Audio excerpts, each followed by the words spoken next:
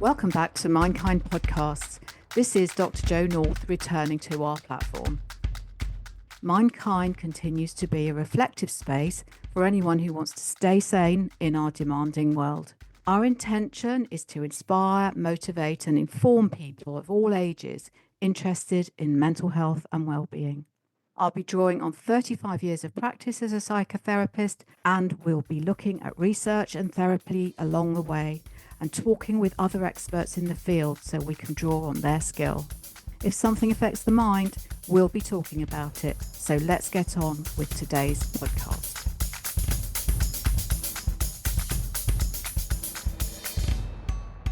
This week, I'm welcoming my guest, Avremi Rosenberg, who is a specialist in helping schools to reduce violence with children. And Remy and I are colleagues because we both are very, very committed to a particular model of working called NVR, and that's non-violent resistance, written by Professor Haim Omar of the University of Tel Aviv. And this model has been around the globe now for the last 30 to 40 years, and it has been tried and tested and researched in so many ways and seen as a very effective way of helping carers and parents and teachers and professionals to address and reduce violence in children and young people in particular. I'm so thrilled to have Avremi on to talk to us because he is always talking with particularly teachers and parents about managing these things. So first of all, let's just understand violence on a developmental level with children, because one thing that I'm really clear on in my book, Mindkind, is that it really helps us to understand how children develop. So violence to some extent could be called an instinctive behaviour. And it is an instinctive behaviour that protects us and say, for example, in the wild, if we're catching a beast to eat, we would need to be violent and quite uninhibited about that. If a beast decided to eat us, we would be violent in return. And often we see on nature programs, we see animals just absolutely tearing each other apart. So this is, to some extent, mammalian behaviour that exists as part of our natural world and our evolution to keep us alive. So that's all well and good, but of course we live in a civilised and organised world and in a social world where we have understood the power of cooperation and working together. And it's far more preferable and far more productive than violence, where we just actually sort of harm somebody. And so we have to, as parents, carers, and professionals, we're having to help young people understand how to manage their violent reactions, their aggressive reactions. And they need to have us stop them and do that. And one of the things that nonviolent resistance teaches us is that for us to be violent and aggressive in return as a way to control and reduce a child's violence is a big mistake. And as I will always say to parents, if you're in an argument or in a fight with a child, you're doing the wrong thing, so stop and step back. You're not going to win and you're not going to control the child. We need to help children stop and think and cooperate rather than react instinctively. Now, there are all sorts of reasons why violence can be more prominent in a child's life. Firstly, they might have seen a lot of that. And if there is violence in the home, a child will react with that in their lives. So we have to help parents to think about that. If they, say, for example, have been traumatized and harmed by adults, they might react traumatically by being violent. Now, that needs a lot of our help, but it's not an excuse. We can't simply say to a child, well, that's okay, you're traumatized, you can be violent. We need to say to children, you're traumatized, we need to help you, and we will help you reduce that violent reaction by helping you with your trauma. So there aren't actually any excuses for violence. we might see more impulsive behavior with children who have ADHD. But those children can't learn that violence is okay and aggression is okay. They get frustrated very easily. Those children need a special help. They need us to understand them and help them manage those reactions. So there aren't any excuses. And what happens unfortunately, if violence sets in, it becomes an upward trajectory. So if you're getting violence in an 8-year-old child and it's not checked and it's not managed and the child is not helped, then you're going to get that at 12. And if you get it at 12, then that trajectory is going to go upwards and you're going to get it at 16. And then what's going to happen is that you're going to end up with an adult who knows nothing but violence as a way to manage their lives. And let's be clear that what people are trying to do is get what they need, is communicate, is to feel powerful and to feel that they matter and feel that they are part of a community. And of course, it's the last thing that's going to help. So what we don't want is children and young people just riding on that trajectory upwards and making that part of their personality so that they have a very difficult adult life. I don't really like to hear the term violence attributed to young children. So, if someone comes to me with a 5-year-old and says they're being violent, I don't think a 5-year-old is intentionally violent. I think a 5-year-old would have a behaviour problem that needed our help and attention. They may act out with aggression and they may lash out because they haven't learned any other solution. I certainly don't like hearing it attributed to under 5-year-olds, 2, 3, 4, 5. You will find little 2-year-olds are hitting out. They have their instincts running and they need our gentle, kind, thoughtful attention for us to just say no to that and understand they will only learn through repetition, and they'll go into nursery and they'll learn that they can't lash out. Gradually, we socialize children. We help them realize, oh, that's not very productive. But we don't do it through shaming children and shouting back and reacting back and slapping back. That all that does is create shame that makes it impossible for a child to look at what they've done and make sense of it and put it in place. So shame is a really important emotion that we all need to feel when we've done something really wrong, but we don't want so much of it that it's going to destroy our confidence. We just need a little bit of a nudge from shame to say, you're going in the wrong direction.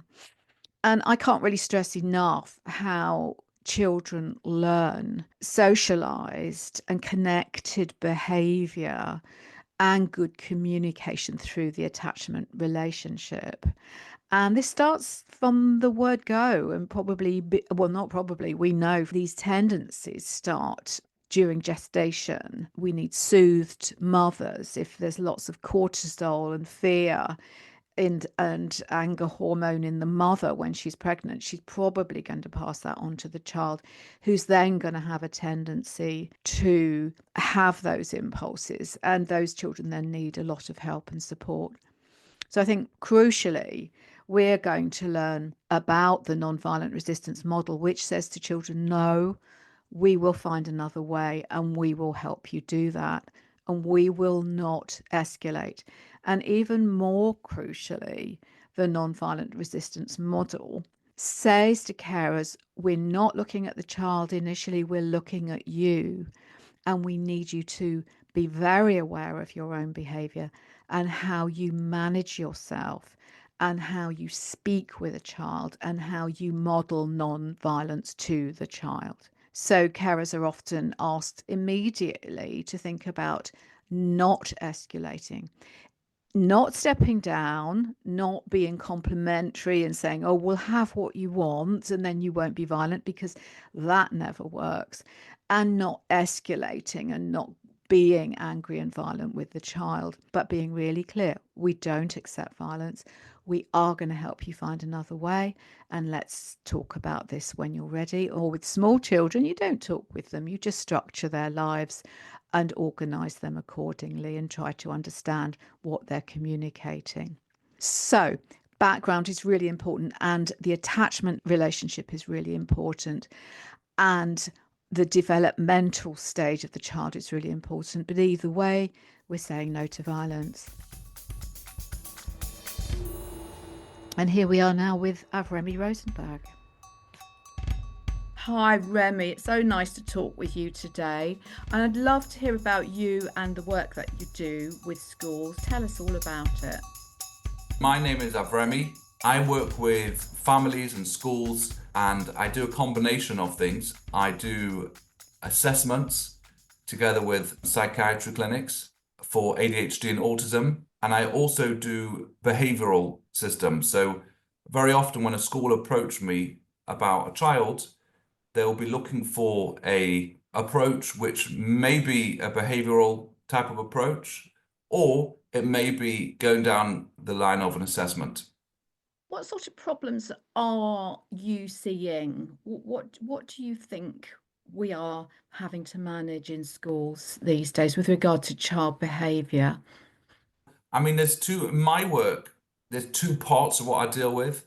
There's sometimes, because I deal with autism, ADHD, and behavior, then sometimes it's purely a child who's struggling socially or a child who is struggling with concentrating and getting on with their schoolwork. But I think that what the schools are really struggling with is behavior. This is global, it's international, it's not just in any particular school, it's everywhere. There's a loss of parent adult authority. Do you think that is the same across the teaching field? Do you think teachers have lost their authority and control? Yes, and in the last 10 years, there's been a remarkable increase in the exodus of the teaching profession. There's many people who are, I think 15 years ago, remember, because I was considering going into teaching, and it was it was a profession where there was more competition to get into it. But at the moment, schools are struggling to get hold of teachers. What I see, certainly in the field that I work in with looked after children and children that need help with behaviour in their homes and helping parents, is that what violence does is it sort of controls and defeats adults. Hmm. That we're very afraid to face that and deal with it and say no. And we don't seem to have the tools or the confidence to say no anymore. We won't accept violence as a way to communicate. Do you see that too? It's not just that they feel they can't say no, there's messages that they get from society that it will be damaging to say no. You know, these children who are traumatized, you say no to them, it harms them, it increases their trauma. They've suffered so much, we need to, start to give them yeses. I hear from parents saying, I keep saying no to my child, I need to start saying yes. And the whole word no has become this like crime, like authoritarian. No, no, no, no, no. Whereas actually the word no is one of the biggest gifts you can give to a child. I completely agree. And it runs across so many aspects of life, doesn't it?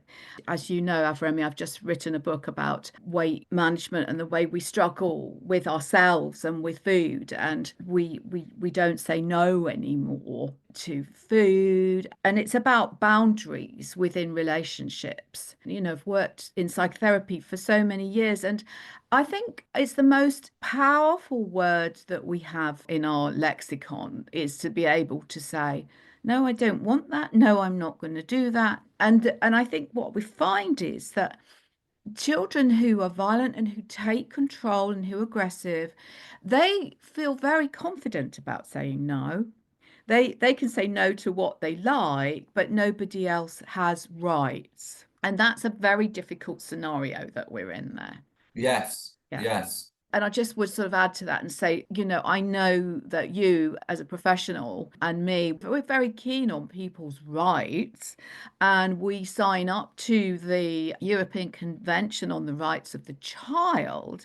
But what that convention says is, and if you read it carefully, it says that children have very natural, healthy rights, but they have to acknowledge that others have the same rights too.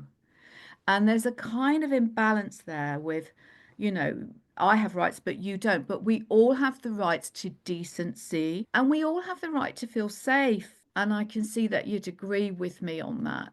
Now, Mm. I wanted to sort of talk with you about your work with nonviolent resistance. So, can you tell us a bit about your work with that?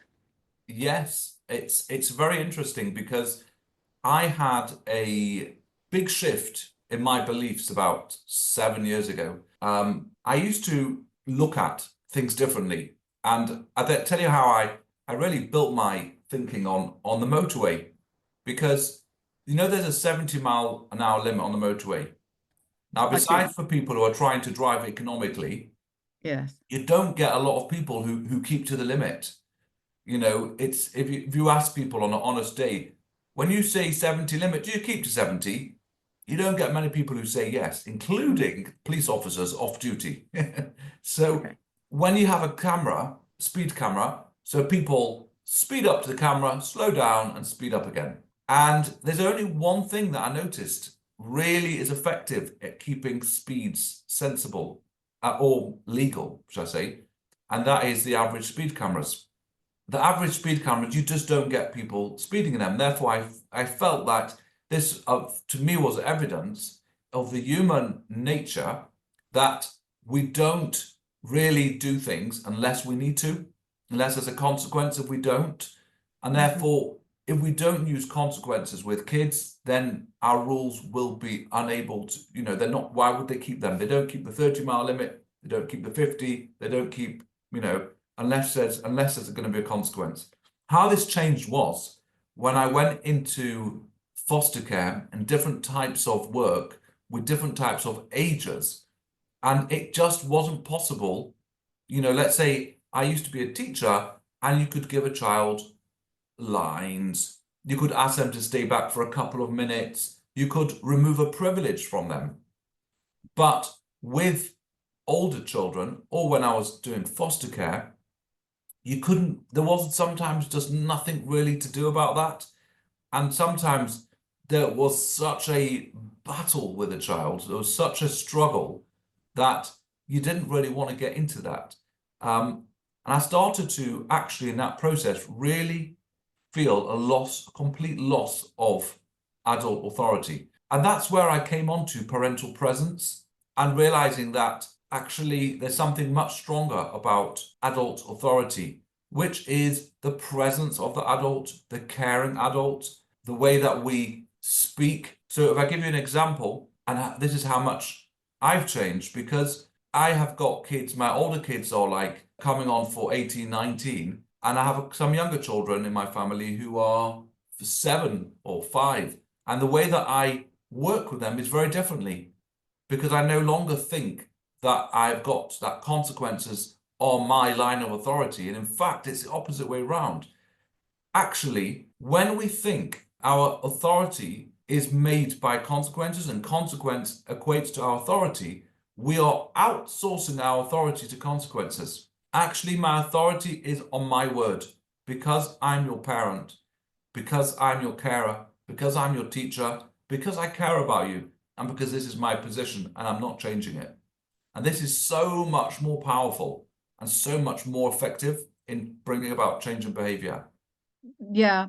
And children really do look, children and young people, so that's what you're talking about there, young people and teenagers and young adults.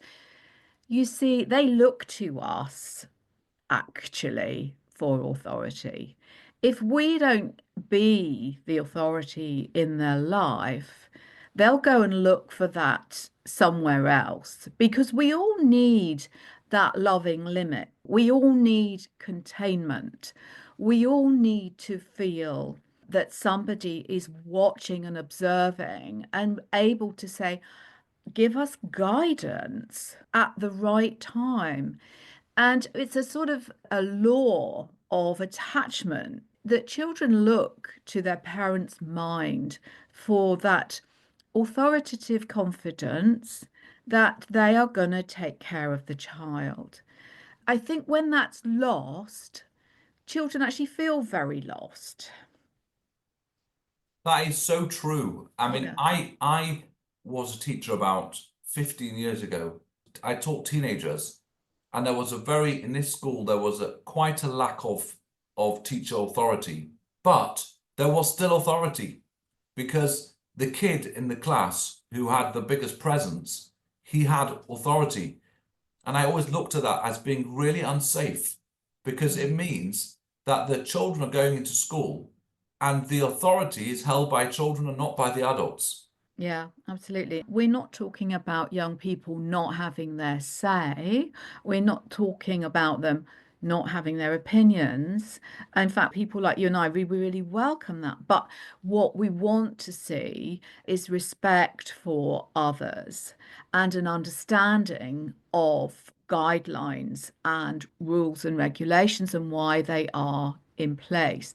They are in place to keep us all safe.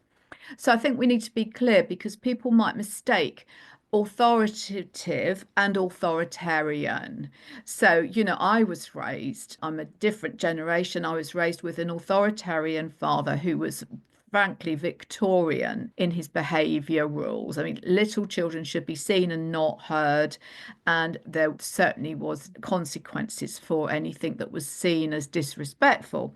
But we don't live in that age. So that's authoritarian. You do as I say. And that worked then. We're not talking about authoritarian, we're talking about sort of mindful authoritativeness that says to the child, I am the adult and I do actually know better right now, and I hold the control over, say, for example, the classroom. I am responsible for this classroom. The teacher walks in there and is responsible and has a duty of care to all those children in the classroom. And that's why they have authority. The young person who perhaps might be acting out or misbehaving doesn't have that responsibility. And we need to help young people understand that. But at the same time, they also need to respect that and work with us, not against us. Does that sort of fit with your thinking of Avremi? Very much so. And if I may add on, as you were saying before, that the young person has rights and has a voice, and that's actually a central core of MVR because in MVR, and most recently, Professor Omar has split the MVR as three foundations of self-control and support and presence. And in the self-control aspect, a key part of the adult's authority and grounding of the adult is understanding that we cannot control the child. The child has autonomy over their actions, whether we like it or not. And attempting to remove the control of the child over themselves, attempting to control the child is counterproductive and reduces adult authority. So actually, some of the attempts to gain control over a child, not only do they take away the rights of the child, but they also take away the authority of the adult. Because the fact is that right or no right, one cannot determine the actions, behaviors, thoughts, and feelings of another person. And therefore, by recognizing the autonomy of the child and making clear to the child that I'm not going to control you, I can't control you, but this is my position as an adult. Hmm. This is what makes the adult much more authoritative. And in fact, one of the things I learned with dealing with children with a higher level of challenging behavior, with the adult having a lower level of ability to take action or give consequence to the child, is that I can't decide what you do, but I do decide what I do. And by taking decisions for yourself, I'm going to do X or Y, that increases your authority. Absolutely. And so it's quite a big turnaround, isn't it? Because one of the first things that we say to teachers and parents, and the police use this model as well, is that the first thing we say is, we're going to advise you to be in control of your own reactions. And that's big for people. They are going to say, oh, excuse me, because this child is acting out.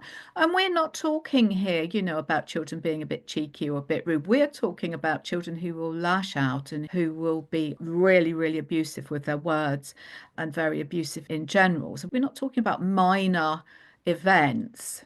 And the first thing we say is we're going to have to teach you to control yourself. And I think we should just explain that a little bit more and what that looks like, because people will be saying, what on earth are you talking about? It's not a one-off event, that self-control, is it? It takes a lot of noticing how you as an adult react. And I don't know about you, Avremi, but if I've got a child, say, being aggressive with me and rude, the first thing I feel is really quite angry. I am, excuse me, I haven't come this far in life to have a child be abusive to me, is my reaction. But the thing is that reaction should be accepted in my own mind, but it's not going to help that scenario. It's going to help for me to just be mindful of my reaction, to step back from escalating, because we use that word a lot, don't we? We don't increase, we don't add fuel to that fire.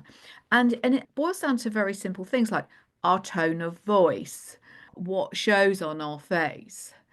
It takes a lot of practice. Yeah, it really does. And I think that a major part of this is also what Professor Omar and Dr. Peter Jacob called the logic of control. And the logic of control is based on three premises. Number one is parents feel that a controlling child or a child with controlling aggressive behavior can be brought under control by a more controlling or stronger adult, which is what is part of the illusion of control, because that logic of control goes in a ever-ending whirl round and round where the child feels that adult's trying to control me.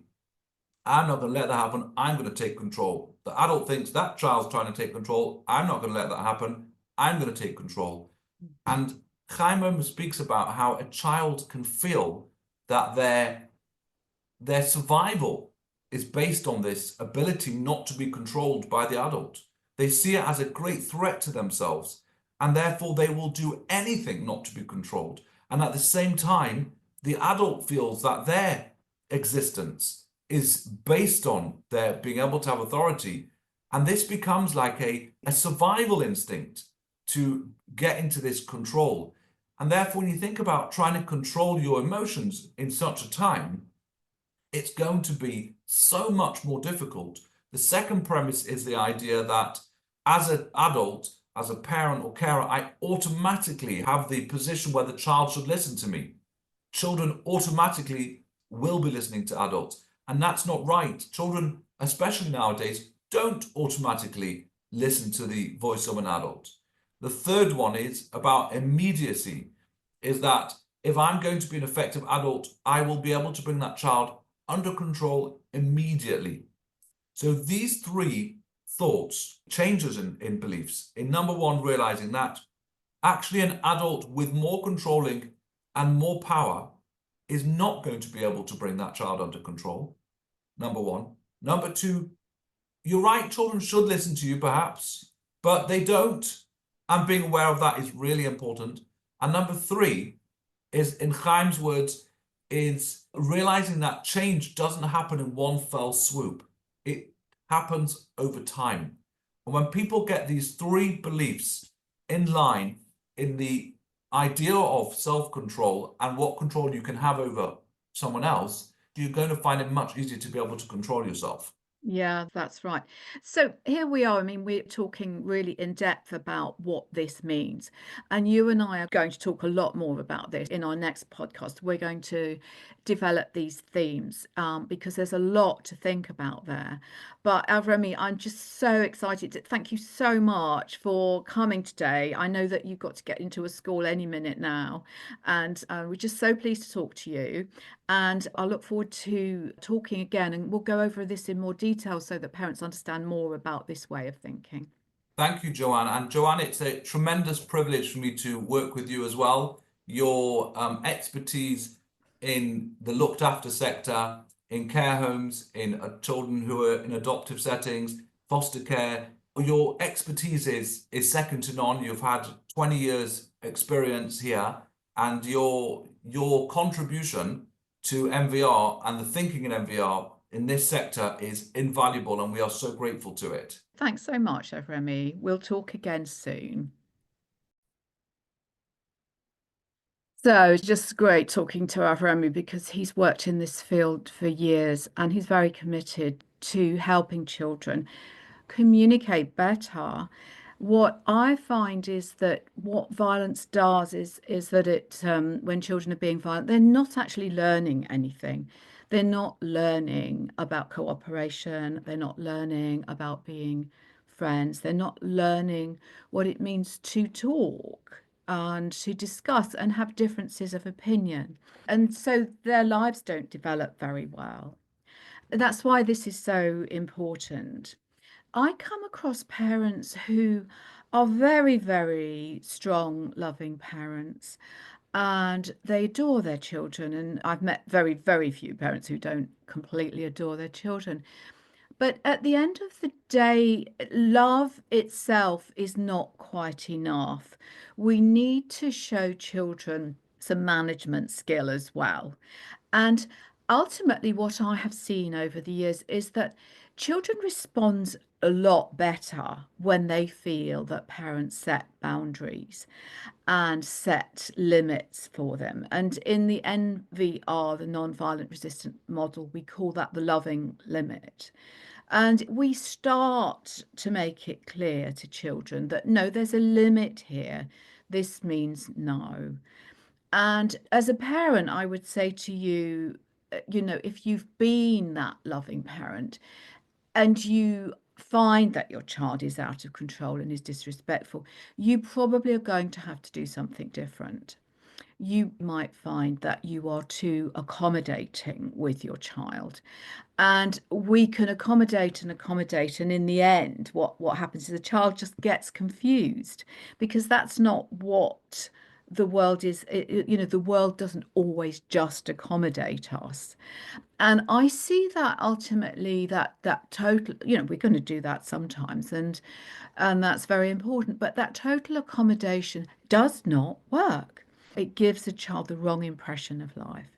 So I always say to parents, we're going to have to structure, we're going to have to engage, we're going to have to nurture, and we are sometimes going to have to challenge children when they are out of line. And I think a lot of parenting today focuses on high levels of engagement and high levels of nurturing, and perhaps high levels too of materialism. But I can tell you now, and I will say it with my hand on my heart, there is no level of materialism that will solve a behavioral problem.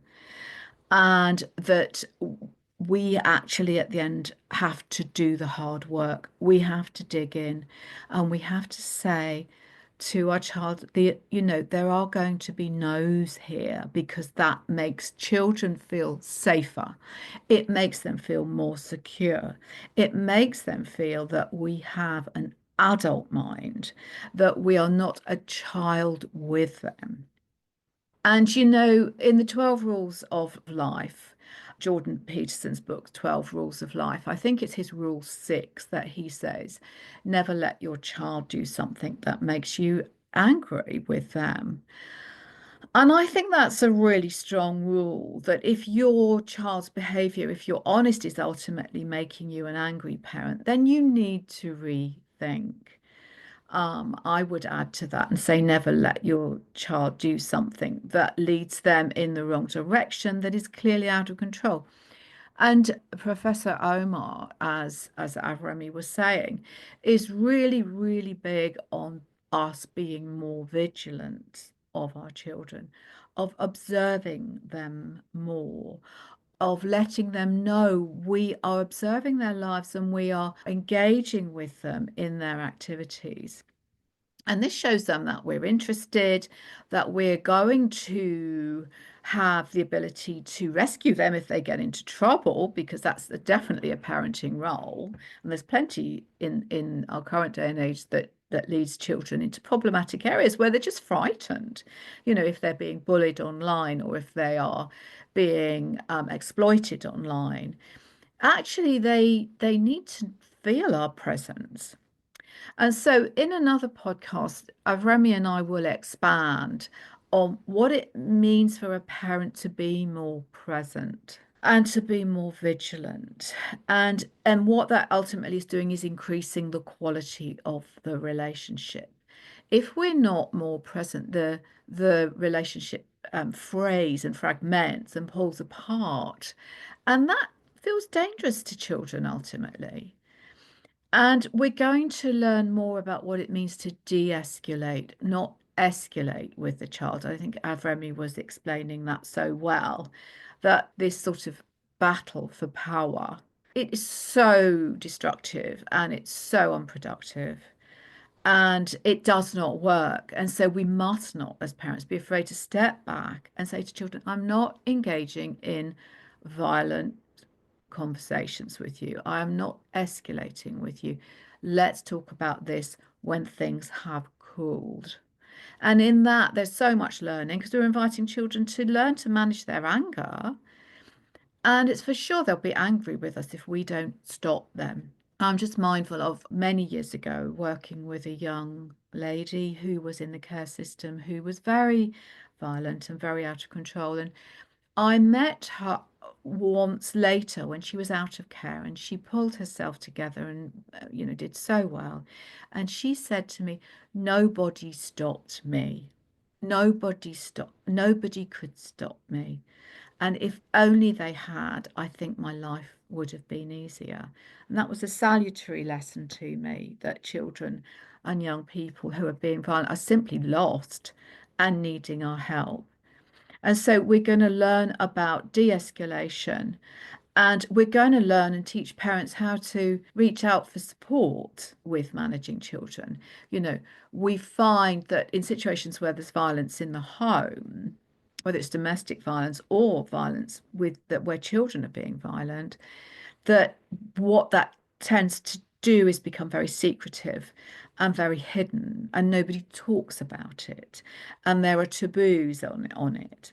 But actually, one of the first steps we encourage parents to do is break out of that and reach out to professionals, to teachers, to friends, the right friends, not friends who are going to escalate with children, and say, I'm really having to do something different here. Can you help me?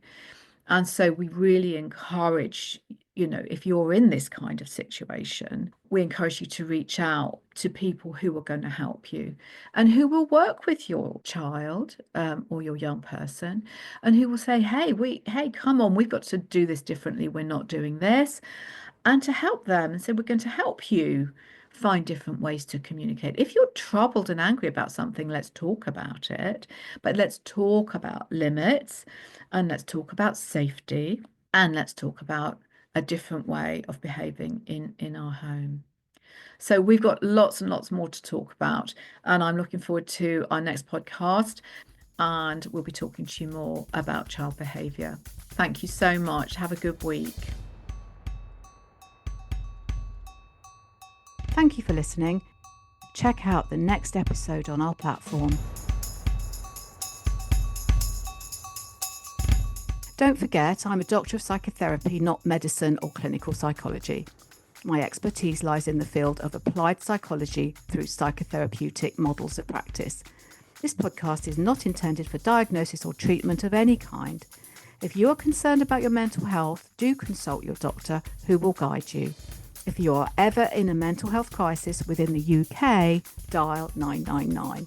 In all other parts of the world, check your mental health facilities or turn to someone who will support you.